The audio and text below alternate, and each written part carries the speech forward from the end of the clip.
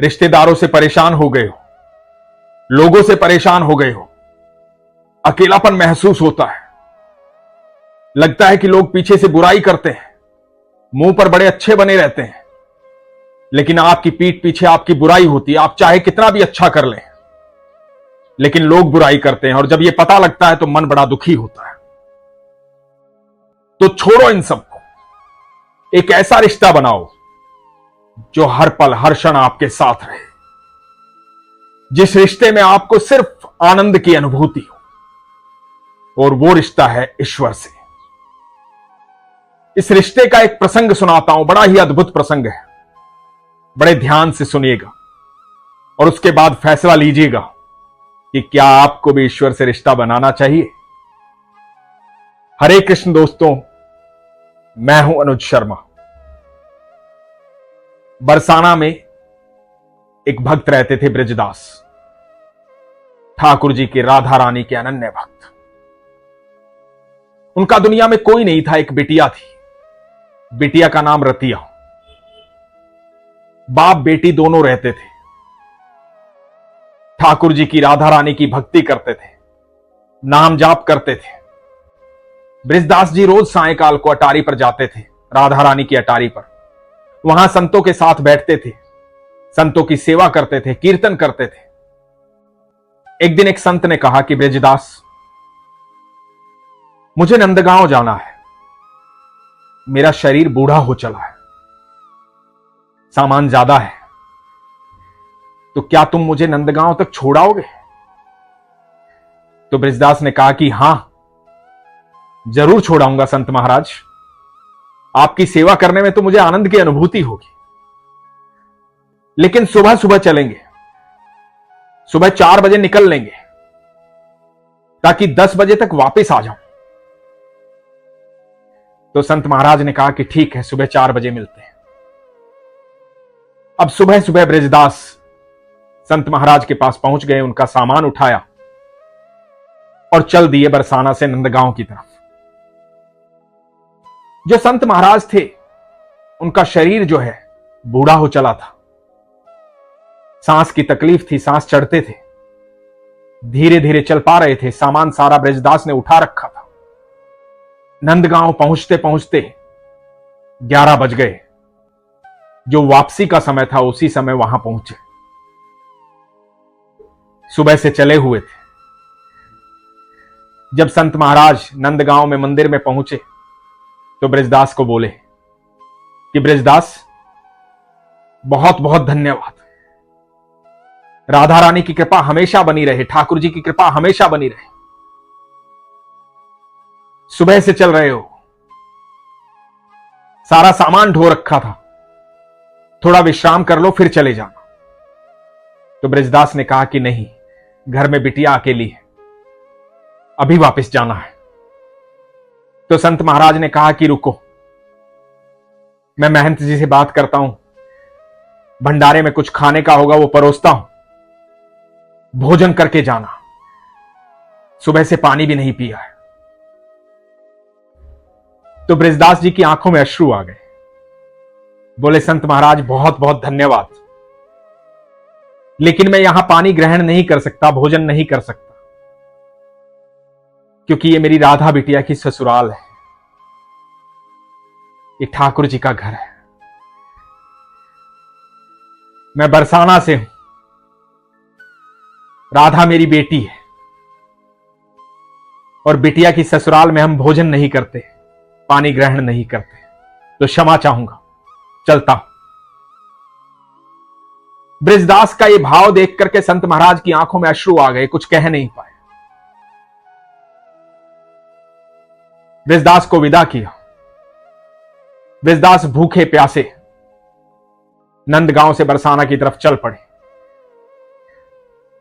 जून का महीना था, तपती दोपहरी थी। राधे राधे करते हुए बरसाना की तरफ बढ़ रहे थे। सूर्य अपने पूरे तेज पर था, प्रचंड गर्मी थी, धरती आग उगल रही थी, हवा बिल्कुल शांत, हवा चल नहीं रही थी। बृजदास बरसाना की तरफ बढ़ रहे थे। शरीर में कमजोरी महसूस हो रही थी। अभी नंदगांव की सीमा से बाहर भी नहीं निकले थे, एक पेड़ आया, उस पेड़ की छांव में बैठ गए। शरीर में मानो जैसे जान ही नहीं बची। ठाकुर जी सब देख रहे हैं, भक्त ब्रजदास को देख रहे हैं कि कैसे हमारे रिश्ते के कारण,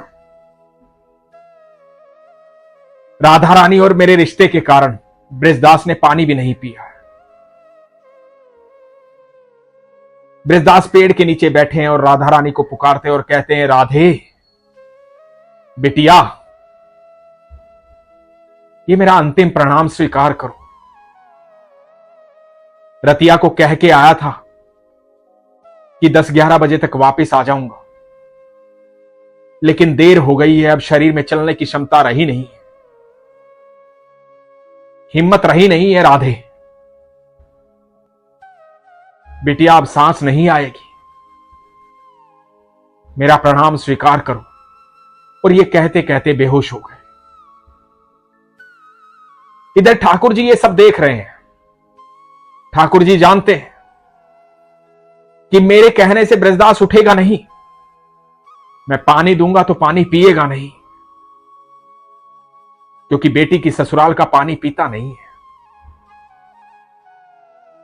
ठाकुर जी पहुंचे बरसाना, राधा रानी के महल, राजभोग की तैयारी हो रही है।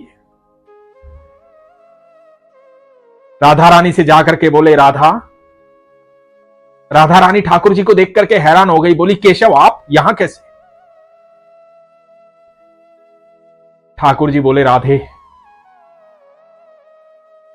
वहां तुम्हारे पिता जो हैं अपने प्राण त्यागने को हैं। राधा रानी ने कहा कि मेरे पिता? ठाकुर जी ने कहा कि ब्रजदास हमारे भक्त तुम्हें बेटी मानते हैं, हमारे संबंध के कारण नंदगांव में पानी नहीं पिया। बोले, मेरी बेटी की ससुराल का पानी है, भोजन है, नहीं ग्रहण करूंगा। अब उनको भोजन तुम ही करवा सकती हो, उनको पानी तुम ही दे सकती हो, क्योंकि वो तुम्हें ही पुकार रहे थे। राधा रानी का राजभोग लगा था। राधा रानी ने वहां 56 भोग से, राजभोग से भोग लिया, अपनी चुनरी में ढका और पहुंच गई ब्रजदास के पास और जाकर के बोली, बाबा, ब्रजदास की बेटी रतिया के रूप में गई थी राधा रानी। बोली, बाबा उठो। ब्रजदास ने आंखें खोली, बोली, अरे मेरी बिटिया रतिया, तू कहां से आ गई? रतिया बनी राधा रानी ने कहा कि बाबा, आपने कहा था ना जल्दी आ जाओगे, भोजन का समय हो रहा है, मैं भोजन लेकर के आ गई, मुझे लगा कि देरी हो गई होगी, रास्ते में होंगे। लो जल ग्रहण करो, भोजन लो। बाबा ने रतिया को गले से लगा लिया, राधा रानी को गले से लगा लिया और बोले, बेटिया आज तू नहीं आती तो मैं तो प्राण त्याग देता। बड़ी जोरों से प्यास लगी थी, बहुत भूख लगी थी, सुबह से चल रहा हूं। बहुत अच्छा किया बिटिया तू आ गई। आंखों में अश्रु थे। राधा रानी ने कहा कि बाबा परेशान मत हो, आप भोजन करो और जैसे ही सूरज ढल जाए घर आ जाना, मैं चलती हूं, घर में मेहमान आए हैं। मेहमान कौन? मेहमान ठाकुर जी, क्योंकि ठाकुर जी को वहां मंदिर के प्रांगण में छोड़कर आई है राधा रानी।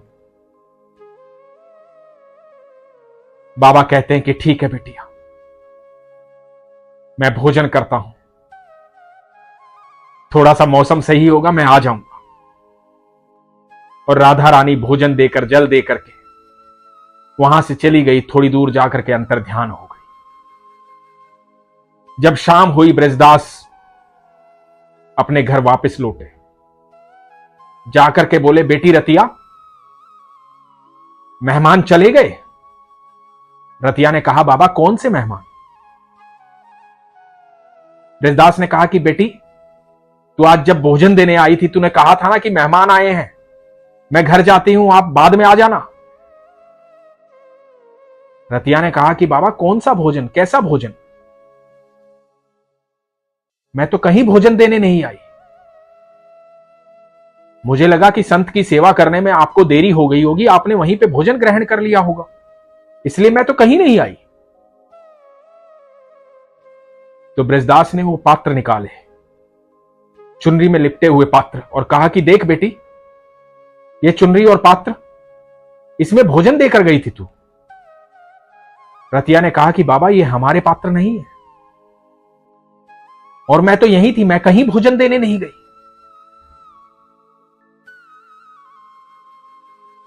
ब्रजदास जी सन्न रह गए और बोले, हां, मेरी दूसरी बिटिया मुझे भोजन देने आई थी, क्योंकि मैं तुम्हें नहीं उसे पुकार रहा था। मैं कह रहा था, राधा, ये मेरा अंतिम क्षण है, मेरी बिटिया से ये देखा नहीं गया। वो भोजन लेकर के आई और वो पात्र लेकर के ब्रजदास जी पहुंचे अटारी पर। गोस्वामी जी के पास गए और गोस्वामी जी से जाकर बोले कि गोसाई जी, ये पात्र राधा रानी के हैं ना? गोसाई जी ने कहा कि इन पात्रों को तो हम ढूंढ रहे हैं। राधा रानी का राजभोग लगाया था, 56 भोग लगाया था, उसी समय से पात्र गायब है, ये आपके पास कहां से आए ब्रजदास? ब्रजदास ने सारी बात बताई।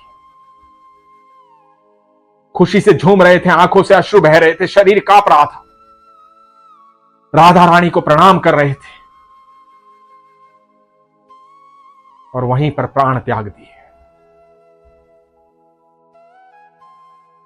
ईश्वर हमेशा अपना रिश्ता निभाते हैं। जब आप रिश्ता रखते हो तो उसको निभाओ। आप 1 कदम चलोगे, ईश्वर 10 कदम चलेंगे। आपको जीवन में ठोकर लग सकती है, लेकिन आप गिरोगे नहीं, क्योंकि ईश्वर हर समय आपके संग रहेंगे, आपको गिरने नहीं देंगे। ठोकर लगना आपका प्रारब्ध है, लेकिन आपको चोट नहीं आएगी।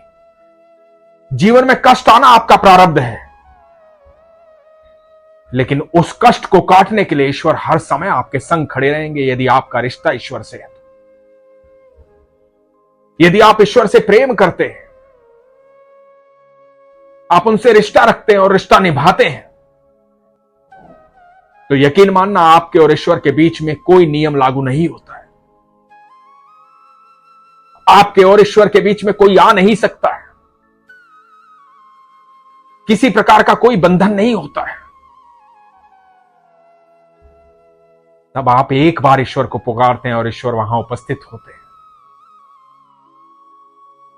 ऐसा अद्भुत प्रेम करते हैं ठाकुर जी और राधा रानी अपने भक्तों से, सबका ध्यान रखते हैं,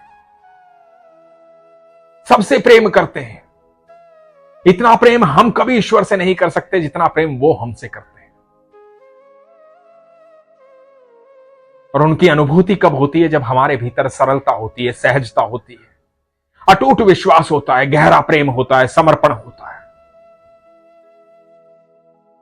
यदि विश्वास करते हो तो शंका मत करो। मन में यह प्रश्न आना कि मैं इतनी पूजा पाठ करता हूं फिर भी कुछ नहीं हो रहा, यही शंका है। इस शंका को जन्म मत लेने दो। सुख और दुख को सहर्ष संभाव से स्वीकार करो, क्योंकि वो ईश्वर की देन है। जिस दिन ये भाव आपके भीतर आ जाएगा, आपको अनुभूति होनी शुरू हो जाएगी, जीवन के सारे कष्ट दूर हो जाएंगे, सारे दुख दूर हो जाएंगे। इसके लिए प्रगाढ़ विश्वास की आवश्यकता है। इसीलिए हमेशा कहता हूं, अपने विश्वास को मजबूत रखिए, अपना ख्याल रखिए। हरे कृष्ण।